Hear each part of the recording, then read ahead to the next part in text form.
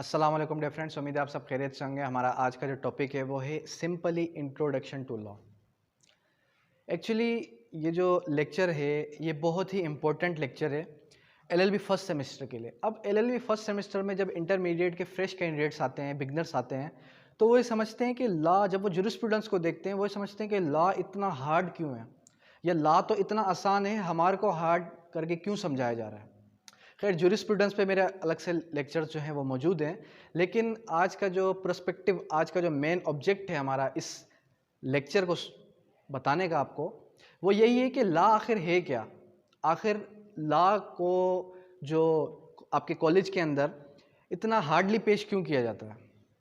अब देखें, आप समझें इस चीज़ को कि लॉ जो है ना, LAW लॉ, ये बहुत ही इजी है अगर आप इसको अंडरस्टैंड करें। अब आप जुरिस्प्रूडेंस को खोलते हैं, आप कहते हैं जुरिस्प्रूडेंस तो बहुत ही हार्ड सब्जेक्ट है। कॉन्ट्रैक्ट को खोलते हैं तो कॉन्ट्रैक्ट भी थोड़ा बहुत इजी है। सेल्स ऑफ गुड्स एक्ट भी इजी है। सोशियोलॉजी आप इंटर के अंदर पढ़ के आ चुके हैं। इसके अलावा जो इंग्लिश है वो भी आप पढ़ के आ चुके हैं। पाकिस्तान स्टडीज़ वो भी आप पढ़ के आ चुके हैं। तो मेन जो फोकस है आपका वो जुरिस्प्रूडेंस कॉन्ट्रैक्ट की तरफ ही है।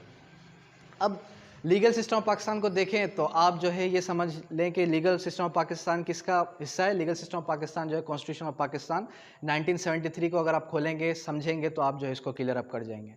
लेकिन जो इंट्रोडक्शन टू लॉ, अब आज के इस लेक्चर के अंदर सिंपली आज हम डेफिनेशन को क्लियर अप करेंगे कि आखिर ये लॉ क्या है। लॉ को आप समझें, अपने एक सोचें कि लॉ ना होता तो क्या होता। डेफिनेटली हमारे माशरे के अंदर तज़ाद, हमारे माशरे के अंदर जो है लड़ाई झगड़े वगैरह फैलते। लेकिन लॉ होने की वजह से क्या हो रहा है, लॉ होने की वजह से अगर कोई शख्स किसी के ख़िलाफ़ कोई लड़ रहा है, आपस में लोग लड़ रहे हैं, तो दूसरा अगर पढ़ा लिखा शख्स है वो क्या करता है, वो कलम की लड़ाई लड़ता है। कलम की लड़ाई किस तरीके से लड़ता है, वो कलम की लड़ाई इस तरीके से लड़ता है, वो चला जाता है कोर्ट में।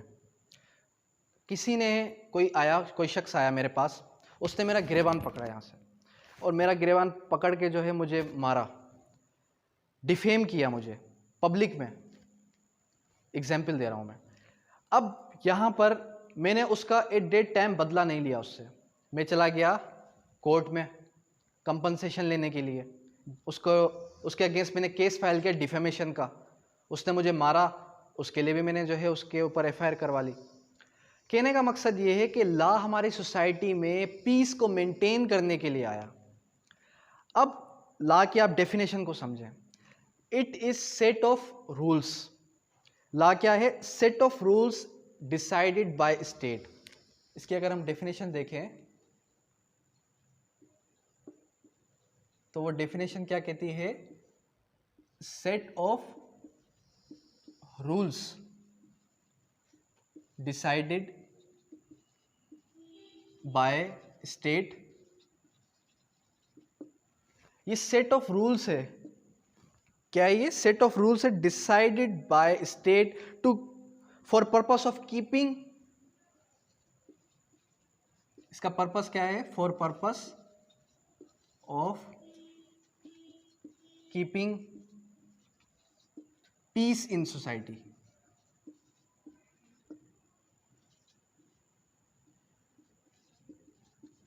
सोसाइटी के अंदर पीस को कायम करना, इसका मेन जो ऑब्जेक्ट, मेन जो पर्पस है, वो मेन पर्पस क्या है?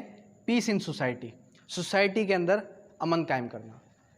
अब अगर हम पीछे चले जाएं, बैकवर्ड एरिया, हिस्ट्री के अंदर, हिस्ट्री को उठा के देखते हैं, वहाँ पर PPC मौजूद था? नहीं। वहाँ पर CRPC मौजूद था? नहीं। CRPC CPC से पहले लोग क्या यूज़ करते थे? कस्टम को यूज़ करते थे ना। लेकिन हमारे आज से 1400 साल पहले जब कुरान नाजिल हुआ तो वो इस्लामिक कानून बनाया। अच्छा, लॉ के कुछ जो है पार्ट्स हैं, कौन कौन से? एक है हमारे पास नेचुरल और डिवाइन लॉ। एक है हमारे पास नेचुरल या फिर डिवाइन लॉ। एक है हमारे पास पॉजिटिव लॉ।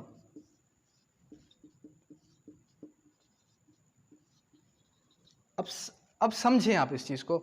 आप जो है इस चीज़ को इस चीज़ में उलझे मत। आप बहुत ही जो है इस चीज़ को बारीकी से समझें कि नेचुरल लॉ, डिवाइन लॉ क्या है। ऐसा लॉ जो कि अल्लाह अलमाइटी ने बनाया, ऐसा कानून जो कि किसने बनाया? अल्लाह अलमाइटी ने। पॉजिटिव लॉ मीन्स के मैन मेड लॉ। ऐसा कानून जो कि इंसानों ने खुद बनाया अपनी सोसाइटी के अंदर पीस, अमन कायम करने के लिए। अब डिवाइन लॉ, नेचुरल लॉ के अंदर अगर हम जाएं तो डिवाइन और नेचुरल लॉ के अंदर क्या आता है? अल्लाह का बनाया हुआ कानून। जिस तरीके से सुबह होती है और सूरज जो है निकलता है, शाम होती है और जो है शाम होने, मगरिब होने के बाद अंधेरा छा जाता है, ये किसके लॉ है? अल्लाह सुब्हानहू तआला के कानून है। इसको कोई चेंज नहीं कर सकता। हर इंसान फ़ानी है, हर इंसान फ़ानी है, एक दिन जो है मौत आनी है हर इंसान को। इस कानून, इस लॉ को कोई चेंज नहीं कर सकता। ये किसका बना हुआ नेचुरल लॉ है? डिवाइन लॉ है, अल्लाह सुब्हानहू तआला का नेचुरल लॉ है। अब यहाँ पर in the opposite side positive law, man made law. अब ये जो डेफिनेशन है, ये डेफिनेशन फिट बैठती है पॉजिटिव लॉ पर। Set of rules decided by the state. State के अंदर कौन है? स्टेट के अंदर हमारे पास इंसान ही तो है। स्टेट जब बनती है तो वो इंसानों से मिलकर बनती है। पीस इन सोसाइटी, सोसाइटी के अंदर अमन कायम करना। सोसाइटी के अंदर क्या काम करना? सोसाइटी के अंदर अमन कायम करना। तो ये जो डेफिनेशन है ये फिट बैठती है किसके ऊपर? पॉजिटिव लॉ पर।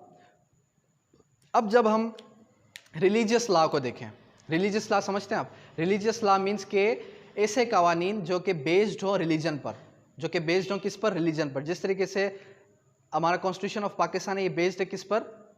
इस्लामिक लॉ पर। इसी तरीके से जब हम पीछे चले जाएं तो हम ये देखते हैं कि जितने भी जो रिलीजियस पर्सनैलिटीज़ हैं वो जो है अपने कानून को ज़्यादा जो है वो फोकस किसको देते हैं? वो देते हैं अपने रिलीजन को। अब जाहिर सी बात है, आपके सामने अगर इस्लाम आ जाए तो आप किसकी बात को मानेंगे? कुरान और सही हदीस की बात को मानेंगे, जो कि अल्लाह का बनाया हुआ कानून है। मैन मेड लॉ तो बाद में बना ना, पहले तो अल्लाह सुब्हानहू तआला का कानून था। अब अगर हम देखें हिंदुइज़्म को, तो हिंदुइज़्म किसको फॉलो करता है? हिंदुइज़्म फॉलो करता है हमारा जो उनकी पाँच वेदास है, जो प्रीवियसली हमने डिस्कस की, वेद और जो है उपनिषद, और इसी तरीके से जो धर्म सूत्र है उसको वो फॉलो करते हैं। बाइबल, जो ईसाई हैं वो बाइबल को फॉलो करते हैं, और जो मुस्लिम्स हैं वो होली कुरान और जो है सही हदीस को फॉलो करते हैं। अब यहाँ पर कुरान पाक के अंदर 1400 साल पहले कुरान पाक के अंदर सारे के सारे लॉज मौजूद हैं। जब आप ट्रांसफ़र ऑफ प्रॉपर्टी पढ़ते हैं तो जो प्रॉपर्टी का कॉन्सेप्ट है वो सबसे पहले कुरान के अंदर दे दिया गया। इसी तरीके से जब आप और अदर लॉज पढ़ते हैं, जिस तरीके से इस्लामिक लॉज हैं जो कि पीपीसी के अंदर मौजूद हैं, तो पीपीसी के अंदर जब लॉज बने, तो इस्लामिक जब लॉज बने तो उसके अंदर ऐसे भी लॉज बने कि भाई अगर कोई चोरी करता है तो उसके हाथ काट दिए जाएँ। तो ये कानून कहाँ से आया? कुरान पाक से आया। कोई हुदूद ऑर्डिनेंस का जो कॉन्सेप्ट आया वो कुरान पाक से ही आया, हुदूद ऑर्डिनेंस। खैर ये तो आप आगे चल के 5th और 6th सेमेस्टर के अंदर पढ़ेंगे। पीपीसी, कानून शहादत, transfer of property and CrPC, CPC. अभी आप लॉ को समझें। फर्दर पॉजिटिव लॉ बनने से पहले जब लॉ का कॉन्सेप्ट ही नहीं था, जब सीआरपीसी, पीपीसी 1800 सदी से पहले अगर हम देखें तो लॉ का जब कॉन्सेप्ट नहीं था, तब भी तो लोग ज़िंदा रह रहे थे, तब भी तो लोग जो है बिना लड़ाई झगड़े के रहे। तब वो यूज़ करते थे किसको? कस्टम्स को। किसको? कस्टम्स। अब ये कस्टम्स क्या है? Practice of the common people. क्या है ये? Practice of the common people. Custom means के रस्म रिवायत, जब जो आज तक शादियों के अंदर चलती हुई आ रही है रस्म रिवायत, वो सारी की सारी क्या है? कस्टम्स है हमारी। अब जिस तरीके से हम देखते हैं जिगरा वगैरह या फिर जो है पंचायत वगैरह का सिस्टम, ये भी कस्टम से ही आता है। पंचायत का जो सिस्टम है ये कस्टम से ही चलता हुआ आ रहा है। फर्दर नेक्स्ट आप आ जाएं, कस्टम क्या है? It is an oldest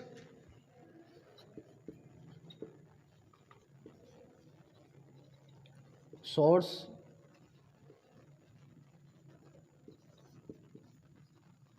of law.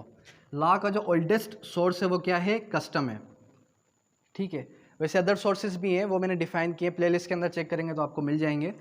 तो ओल्डेस्ट सोर्स कौन सा है? कस्टम जो है वो it is an oldest source of law.